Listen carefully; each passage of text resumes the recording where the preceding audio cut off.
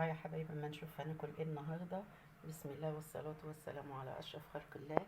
اللهم صل وسلم وبارك على سيدنا محمد وعلى سيدنا محمد. النهارده عملت كباب حله، نفس طعم الكباب اللي بره المشويات بالظبط.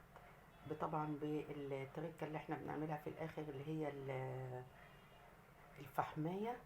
طبعا بيبقى طعم أطعم من بره مليون مرة.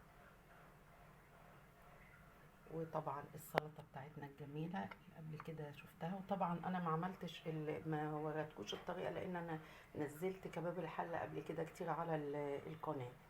فالجديد اللي اول مرة يشوفني، انا يوميات منال وبقدم الاكلات ووصفات وحاجات وخروجات وكده. فاللي حابب يشوفها يرجع للفيديوهات القديمة، هيجيب ايه، يكتب كباب الحلة هتبص تلاقيه بيظهر عندك الفيديو.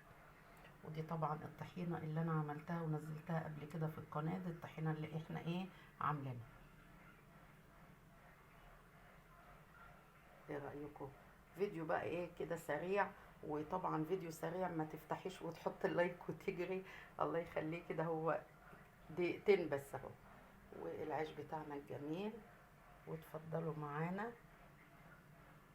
واقول لكم ايه، اترككم في رعاية الله وامنه وحفظه، وانتظروني في فيديو جديد، والسلام عليكم ورحمة الله وبركاته.